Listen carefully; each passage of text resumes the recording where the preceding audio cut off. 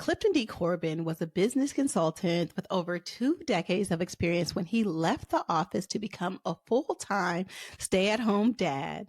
During this time, he authored his first book, Your Kids, Their Money, which focuses on providing parents with the skills and tools to teach financial literacy to their children. He currently hosts an annual event in the early spring to help moms and parents in general master their money and pass on a legacy to their children called Raising Generational Wealth. What's up, my financially intentional people? It's an honor to be joined by Clifton Corbin. He is an amazing person in the personal finance space. And more amazing because he has this incredible summit that he offers to parents in particular called Raising Generational Wealth. And I just think that's, first of all, a phenomenal title. But what the summit promises is just a no-brainer for people who have kids, are rich aunties and uncles, are looking to have kids. So we're going to talk about that. But first of all, welcome, Clifton, to the Financially Intentional Podcast. Thank you for having me. I appreciate it so much. Of course. And then let's just talk about who you are. What do you know about this money stuff? Sure. I'll give you my background. So my name, like you said, Clifton Corbin. I was a money nerd before it was cool to say you were a money nerd. So when I was growing up, I just wanted to know more and more about money. I had all the first jobs, the paper out, the lemonade stand. I just wanted to get the paper. But then I went off to college and I thought I knew what I was doing. I didn't know what I was doing. Got those early credit cards, went deep into debt, and just made a huge mess of my finances. The first time I checked my credit score, man, it was rough. It was not what a credit score should look like. It looked more like a speeding limit than a credit score.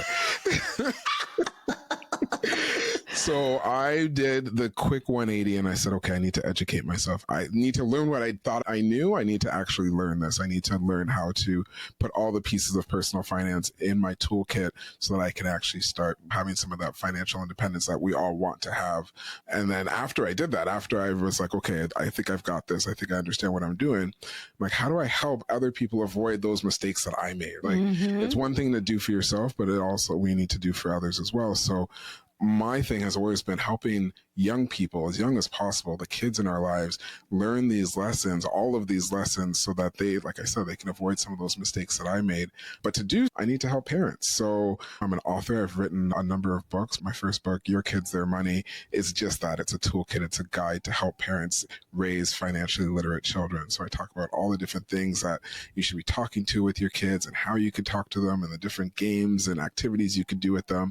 Because I really think learning these things are so critical, but we need to do it before our kids need it. So that's why I do what I do. So I call myself a financial literacy advocate because I really, really advocate for more financial literacy in all spaces. So that's who I am. That's what I do. So that's my background.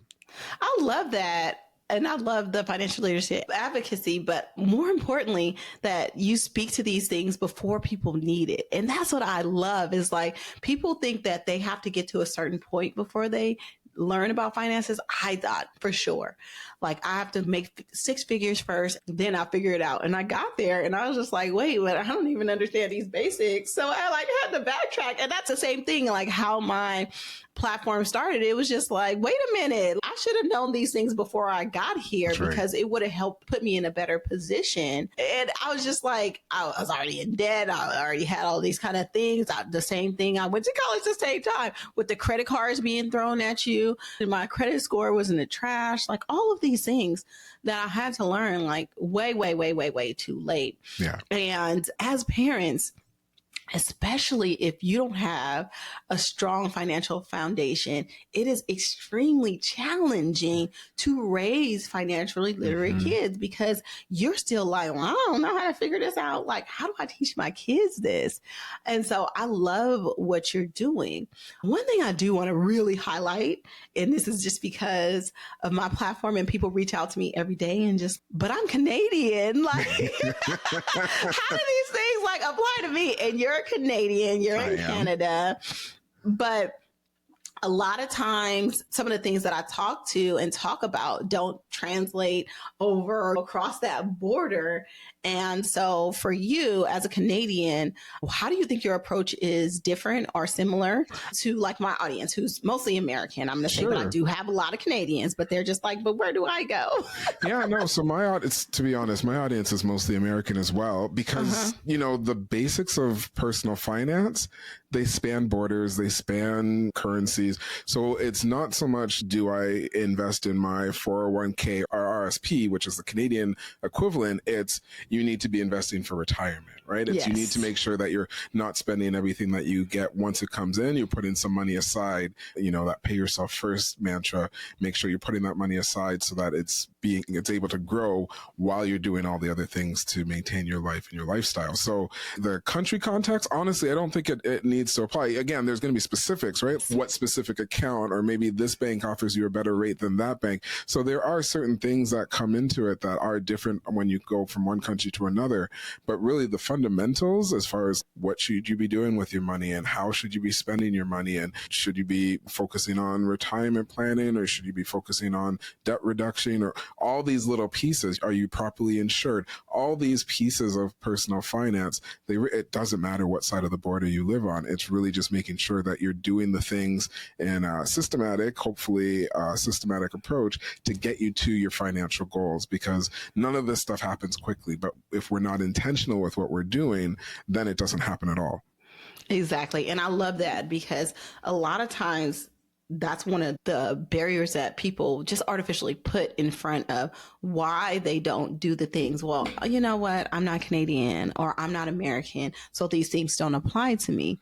Those concepts, like you say, cross borders, these are concepts that it doesn't matter what kind of currency you're spending in. It doesn't matter. Those things don't matter. And so I only bring this up so that people can remove that barrier immediately and say that these are things that they can implement for themselves and for their kids. And I don't know if this is strategic for you, but it's strategic for me to talk about like kids' money, right? Like raising financially literate kids, with the caveat that I really want to help the adults. Oh yeah, but sometimes they don't listen because they already have this thing like, I already messed up so much.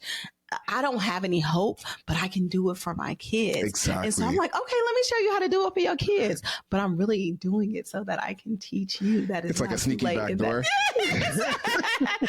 No, well, here's the thing. And the reason why it works that way is because sometimes we don't put ourselves first, right? We don't value our well-being as much as that of our kids. And as a parent, I'm a parent, I've got 2 kids.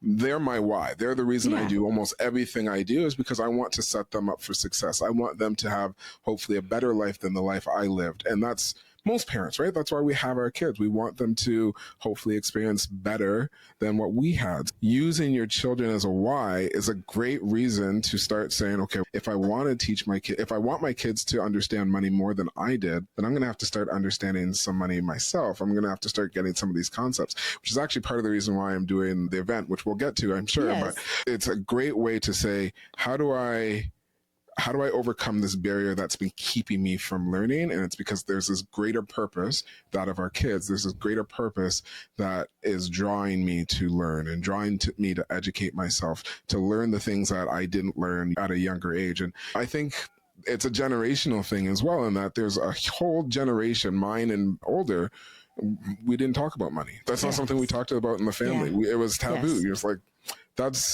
what are you doing? That's rude. It's all these things, right? We put all these feelings behind it. But if we're not having these conversations, if we're not talking about money, then we're not getting a chance to learn. And that's how mentor-mentee relationships work, right? It's this is what I did. These are the struggles that I went through. And if you can hear what I'm saying and you can learn from the trials and tribulations that I went through, maybe you won't have to go through them as well. There's so much value and benefit from having money conversations, but we have to have them. And it really is on the parents to start those conversations, to be welcome to having those conversations. So when the kids start asking you, how much money do you make? You're not like, ooh, because if I would have done that when I was younger, mind you, my parents were okay talking about that, but for a lot of parents, they weren't. It's not, yeah. But when your kids come up to you and they ask you, like, how much money do you make? And they ask, do we have enough money for this? Or can we buy that? You have intentional, fulsome conversations. You engage with that curiosity. You feed that curiosity. And hopefully by feeding that curiosity, like when I advocate for more financial literacy with kids, I'm not saying go get a whiteboard, sit down by the fireplace and start with like textbooks and going through. It's not what I'm talking about. What I'm saying is engage with your kids in an intentional way. And when they come to you with questions, you answer them. Honestly, you don't want to put any undue burden on them if funds are tight, what have you. You still have to respect the fact that you're the parent, you're the caregiver. You need to put some barriers up, and you're not going to tell them if things are too bad, but you do want to say, hey, this is how I earn my money. This is what we budget our money for. This is why when we're at the grocery store and you say, can I get this? No, you can't get that because we've budgeted our money this way. We have to pay for these bills. Our kids are lucky. Like, when you think back, we weren't responsible for taking care of any finances until we're responsible for taking care of ourselves, which is the way it's supposed to be. But they need to understand what are all those things happening in the background, right? You're paying for this field trip. You're paying for the light bill. You're paying for the phone bill. You're paying for the food in the fridge. They need to understand how that happens and why it's happening the way it does. And that way, when they're older, when they're now out on their own, they'll have it. They'll know what they're supposed to do. They'll know that when they get that paycheck in, they shouldn't go spend it all on this or that. They take a little bit of it, put it in a savings account, put that savings into an investment eventually, and then it's growing, and then they're okay.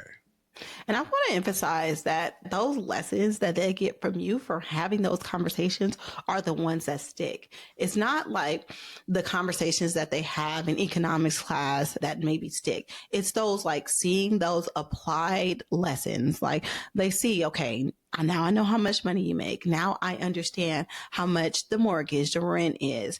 Now I understand like how much groceries cost. And they're able to really process that a lot better than somebody like putting up that whiteboard and saying, this is how money works. This is how things like, and so those conversations are super important. And I know money conversations are super taboo, especially for our generation above. And that's my job, like to break that down because it just doesn't make any sense. It does not benefit anybody else except for people who are trying to financially oppress you. And I just want people to understand that, like, it's okay to talk about money.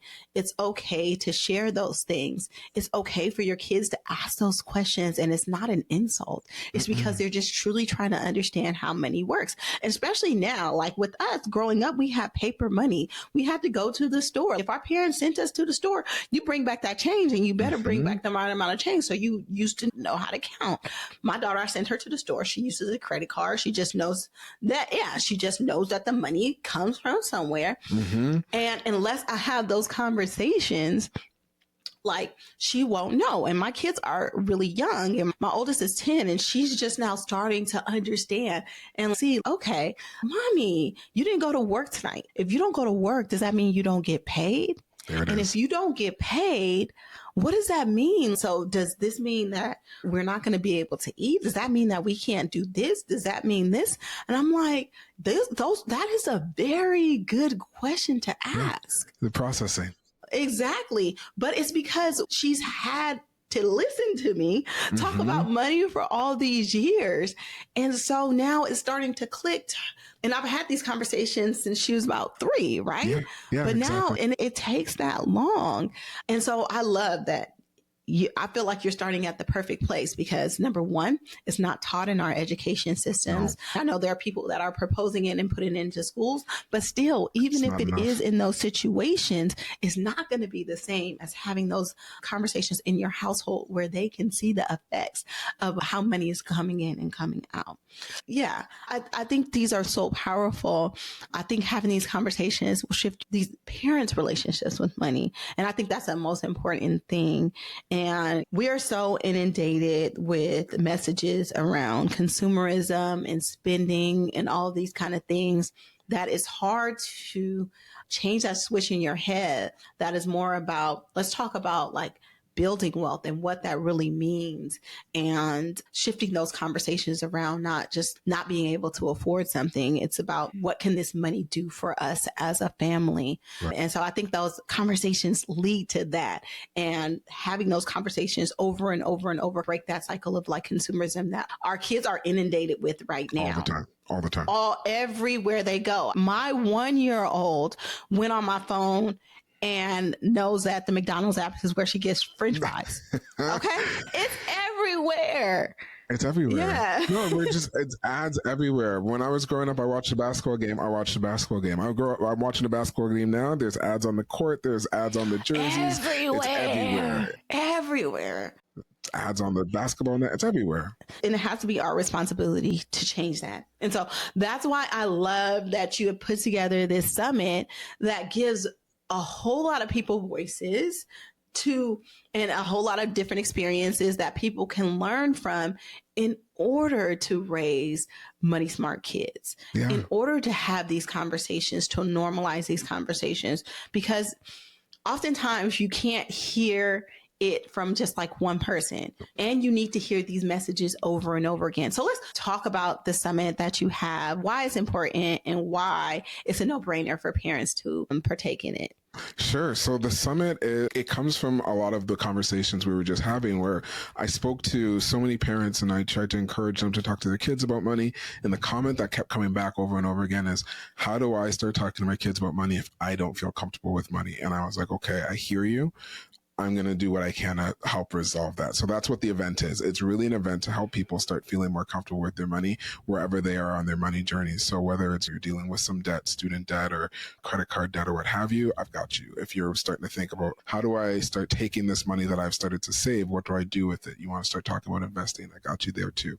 So really the event it's an annual event. It's called Raising Generational Wealth. And like you said, I bring a bunch of voices to the table. The event is free. That's why it's a no-brainer, because it's absolutely free for you to go, and they give quick 20-minute sessions with actionable, tangible planned. So what I've asked every speaker, this is my second year running it, sometimes you hear these things are free and it's like a webinar where it's, here are all your problems, now just buy from me and I'll solve them. I was like, no, that's not what we're doing here. We're trying to help you get from A to B. Hopefully we can get you from A to Z, but let's at least try to get you from A to B. And each one of the sessions will do just that, right? So here are some things that can help you start to either take control of your spending, take control of your debt, help you start investing, help you build that emergency fund, help you set some of those financial goals. Start doing the things that you know you need to do, but you just don't know how yet. You're still trying to figure out what is the next step. That's the way I see the event. It's like every session should be, okay, if I come into this session, when I leave here, I know the next step. And hopefully that can start building some momentum to get you to reach your financial goals. With the intention of, as you learn more, you're also teaching your kids. So a couple of the sessions mixed in are sessions specifically about, okay, here's something about investing for kids, which is what I think someone I know is going to be talking about. So it's about helping not just the parent, but then helping the parent know what to say to their kids so that their kids can start learning some of these essentials as well. And the goal, like I said, it's really to help you start building that confidence, building some momentum, building some internal fortitude to know that you're moving in towards your financial goals, whatever those goals might be. I love that. I love that. And it's not just like one topic that you're focusing on. And that's the beauty of a summit. Not only do you have an array of speakers, but everybody has their own expertise. Everybody has their own background. Of course, I'm going to be one of the speakers. Yes, I will be talking about investing for kids, but it's coming from a viewpoint of I paid off like $200,000 in student loans. And I didn't want that for my kids. And so I started to set things up for my kids so that they wouldn't have to start from a negative or start at zero, and why that's important. But there's going to be a whole bunch of other speakers that talk about different things. And I just feel like there's so much that can resonate with people. There's so many different experiences and opportunities to learn. But let's talk about some of the other things that you hope to be able to share at the summit. Okay, so the summit itself, like last year, it was a blast. So I'll just give you a bit of what you can experience. There's a exclusive Facebook group for anyone who joins the summit. In the Facebook group, many of the speakers just hang out. So if you want to ask questions, you could just mingle with other very motivated, very engaged parents. I give out a ton of free stuff in the Facebook group. There's tons of prizes. In addition to that, we do a bingo. So again, I'm offering a ton of free stuff with the bingo. So all you have to do to play the bingo is watch a couple sessions, do a couple activities. Again, I'm just trying to hopefully move people forward on their journeys. Again, if I can do that by offering a few free prizes, sure, I will do that too.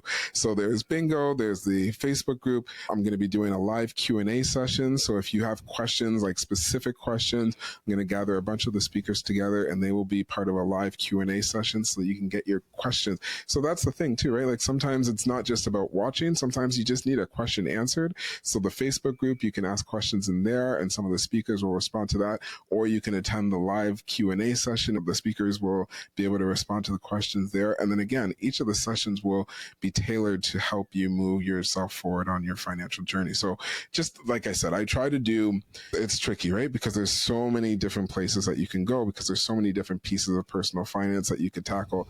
And that's why this is an annual event, because my goal is to keep doing this every year so that if I can't get it this year, maybe I get it next year, but every year try to grow and build and make it a little bit bigger and be as inclusive as possible to make sure that if you're like a middle class family and you're feeling money stress, especially that one for me, because it relates so heavily with like me and the audience that I know I have, those money stresses that just keep you down, that you're like, I know I need to make a change. Like this isn't working for me, whether it's your paycheck to paycheck or you just feel like the debt is building and you don't know where to get relief. I want to make sure that I'm helping you and that I'm able to help you move forward on your journey, wherever you may be. I love that. One thing, though, that I find is that now more than ever, we have so much access to information, and maybe like a summit like this may present to some people as, oh my God, this is like too much information. Like, how do I process all of that? And it sounds like you've had some built-in like ways to make sure people are like the sessions are actionable. You have a group, you have a place to ask questions. You are putting together prizes so that people like do take that action, like they're actually just not registering and thinking that they're doing something by registering and not watching the videos. Like it incentivizes people to participate. I love all of those things, but I also know that there's a lot of parents that are just like, this is a summit. This is a lot of information. Like, how do I even process this? Like, how do I work through this? What do you say to those people who are already so overwhelmed? I hear you. And it's tricky because I totally hear that. And I'm a parent. I know how stressful it is to be a parent, especially be a parent and trying to learn new skills, learn new things. So I've tried to do my best to make it as accessible as possible so that each session's available for, I think, 48 hours. So you have enough time. And I drop like a day's worth of sessions and give you 48 hours so that you can fit it in with while you're making your dinner, or you can binge them all at the end of the day or in the morning, whatever works for you. So I try to make it as easily accessible as possible. And of course, you could always, if you want, you could buy the replays. And then with the replays, I also make sure that I'm throwing in a bunch of bonuses because replays are great. Again, I want to make sure that you have access to the information so you can buy the replays and have lifetime access to them.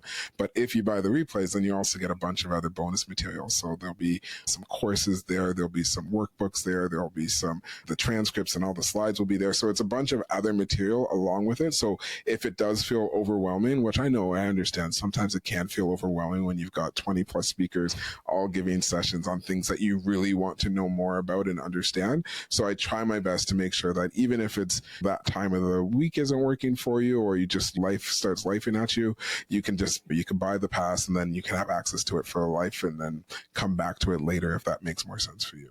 No, I love that. I love that. And this is the second year doing this. And so I know that there were some lessons learned for the first year, but was there anything that surprised you, like the takeaways from the people that participated last year?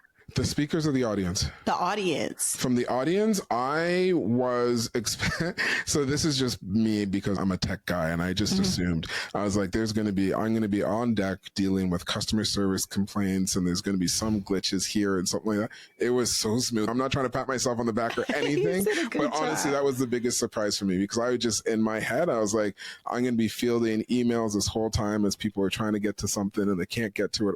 It was just so smooth. And then the other piece of it was just the positive feedback, the encouragement that I got from the audience members. They liked the content, they liked the format, they thought the theme days that I had were great. So it was so encouraging. I was talking to someone just a couple of weeks ago, and they're like, I know how much it is to hold something like this. And she asked point blank, was it worth it? And I said to her, I was like, if it was just the one time, maybe not.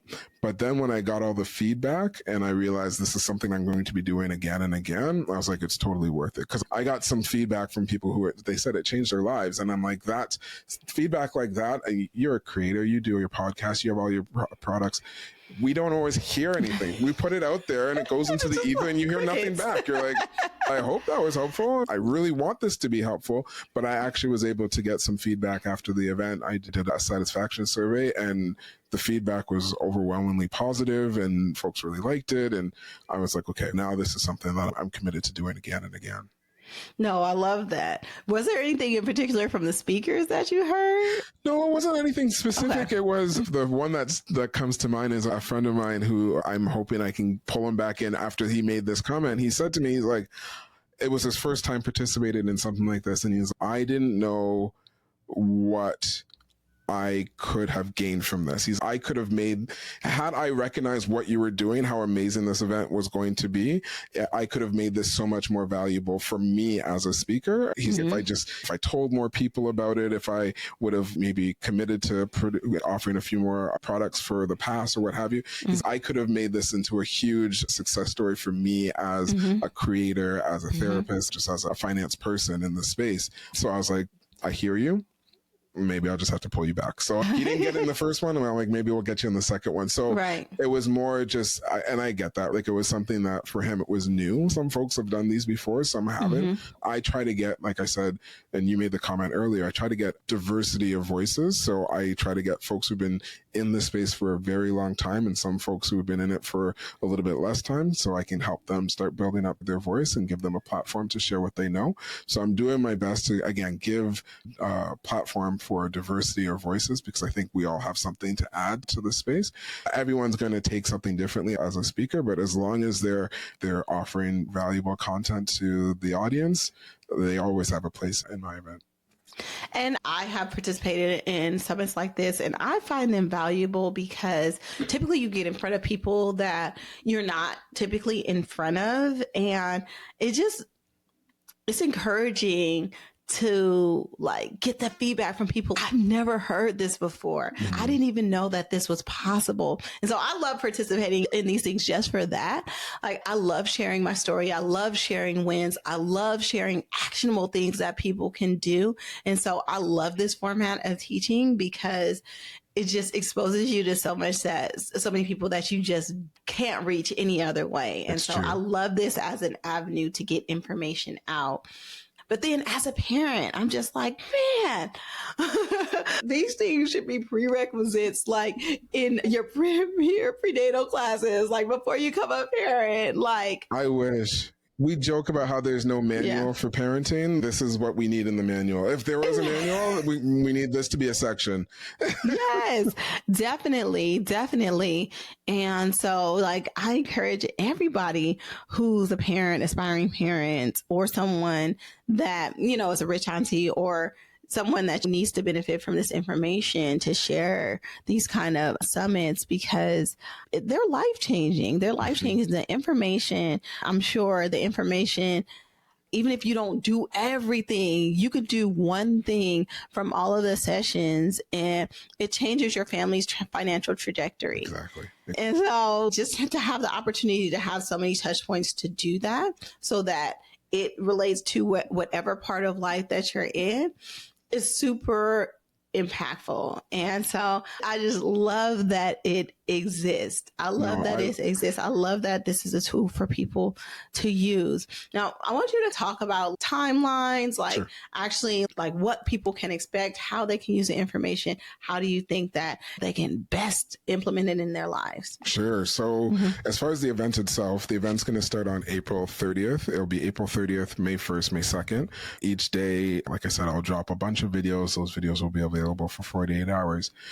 One of the things that will be available with the pass that I mentioned will be some type of a checklist workbook, so you can actually start working through some of the information in each one of the sessions. So it's a nice way to say, okay, I got this thing, now what do I do with it? So again, something to take away and give you a chance to actually start working on implementation and making sure you actually caught the concepts and have some type of an action plan to start implementing it. And that's just it. I love how you said that. It's great to hear these things, but it's really about putting them into action. There will be a ton of sessions. There's going to be a ton of content. That's one of the reasons why I also have the passes, because sometimes you hear it now, but you're not ready for this one now, but you need this one now. So I'll do the things that are suggested here, and then maybe I'll come back to this video in 2 months, 3 months, what have you, and then I'll start implementing that. So it's really about saying, what are the things that really can impact my life right now? Watch those sessions, implement what the action plans are. Every one of the speakers is probably going to have some type of a freebie that they'll offer along with the session. So that usually also helps you have some implementation steps, some next steps, something you could do next so that you start to take action. Because the session itself, knowledge is great, but knowledge without action it's just information. I won't say it's noise, but it's not enough. We need to actually take actions. The other thing is, I'll mention in my kickoff call probably, is it's about taking action and saying, I'm going to use this. I'm going to be intentional about using this information and commit to myself and my family that the things that I hear during these 3 days, I'm going to actually take some action on it. So hopefully, again, the Facebook group will act as a bit of an accountability, because I'll be asking you, like, what are you taking away from this session? What are you going to do with this session? The other speakers will do something similar. I try as best I can is to build a bit of a community around the attendees for those 3 days to say, here's the information. Now, what do you think you can do with it? And then hopefully the speakers also jump in and with the Facebook group and with their sessions and with their freebies and with all the other stuff that I'm doing to actually say, okay, here are the next steps for you. Because like you said, you need to implement. Yeah. I want to talk about the objections people would have before joining, right? Because I can hear people being like, I'm just not ready. Like, I need to get to a certain place. I haven't even set up my IRA. How can I do these things for my kids? Let's talk about some of that. Like where do people need to be in their personal finances? Where do they need to be in their life to be able to benefit from this information? I love how you brought that up, because you mentioned it earlier. Like, we have these thoughts in our head that we need to be in a certain place before we can take the next step. Yeah. The time is now, right? What is the saying? Like, when's the best time to plant a tree? 10 years ago or today, right? Yeah. If you really want to make a meaningful change in your life, the best time to do it is now. And I hear that, one, we're busy. There's no end of tasks that need to be done, especially parents. Like, we're doing stuff for ourselves and we're doing stuff for our kids. So there's no end to the number of things that need to be done.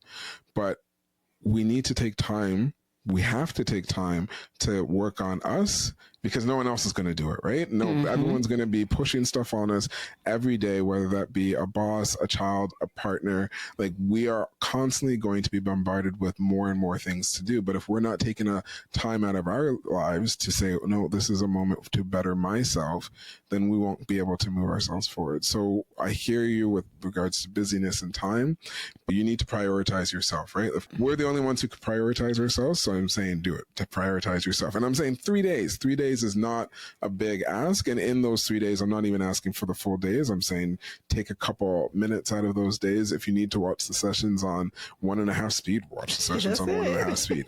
I think my player can go up to 4 times speed. I can't understand it. Everyone sounds like a chipmunk. But if you need to listen at double time or quadruple time, you do what you got to do, but take the time to listen to the sessions and then start taking some action. So busyness, I hear you, but we have to prioritize ourselves. As far as where you need to be in your life, these sessions are made for people who are where you are, right? Like I try to say, I say this to all of my speakers, we need to go to where the audience is, right? So we're not saying, okay, once you've got your $1 million portfolio, then you can do this. No. Once you have a paycheck, once you have a child, once you are in front of the screen with an internet connection, that's when you can start doing these things. It's not in 10 years from now. It's not in 20 years from now. Right now is the time we need to start taking action, because right now gives us the most runway to make the changes have an impact, right? So if we're talking investing, great example. If we're talking investing, the best time to start investing was 10 years ago, but if not 10 years ago, it's today, because we need time for our investments to grow and weather the ups and downs and do all the things that's going to happen. But over the long term, they typically grow. And if we give them more time, if we give that long term more time to be a long term, they will grow more. Then we could start having compounding effects. Then we can start getting more growth. So it's really about doing it now, because we need more time for all these impacts to take effect. So there's the rationale of doing it now is because of time. I'm trying to think of any other. For me, it's a no-brainer, right? I'm like, this is and the funny thing is, I'm doing this for the people. I'm bringing together amazing experts who know what they're talking about, who've been doing this and they've been studying this and they've been working this. They're financial planners or CPAs, they're financial coaches. This is what they live and breathe.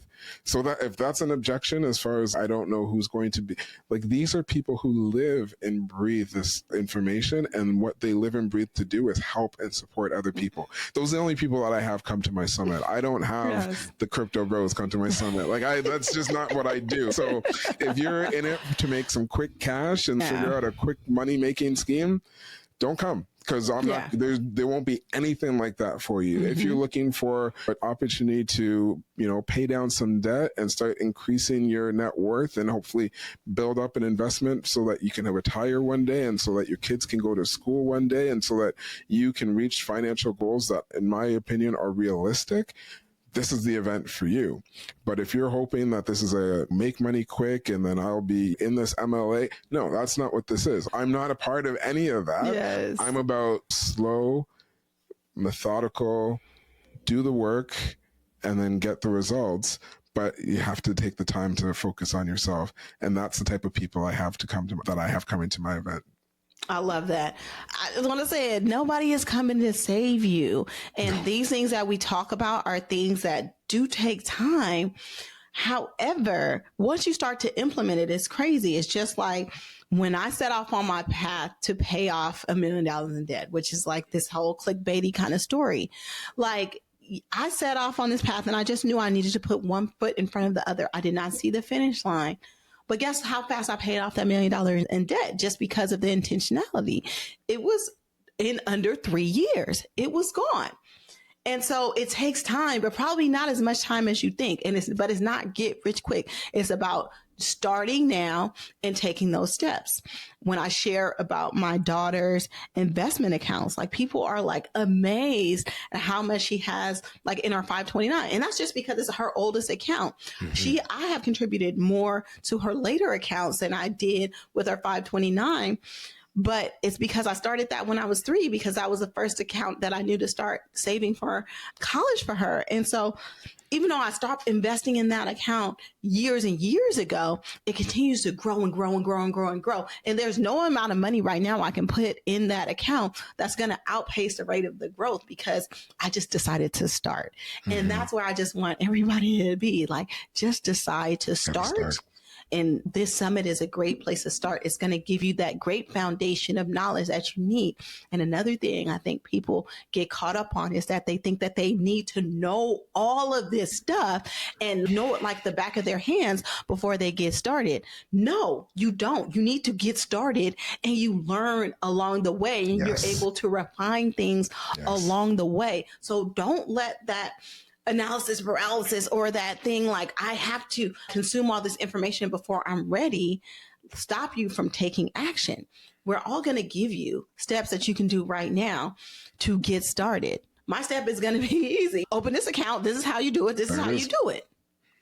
If you put $5 in that account, you're a million times ahead of if you're just like, I need to wait until I have $1,000 which you probably will forget once you get $1,000 to go back and start. So just take the information. The whole thing is to get started now.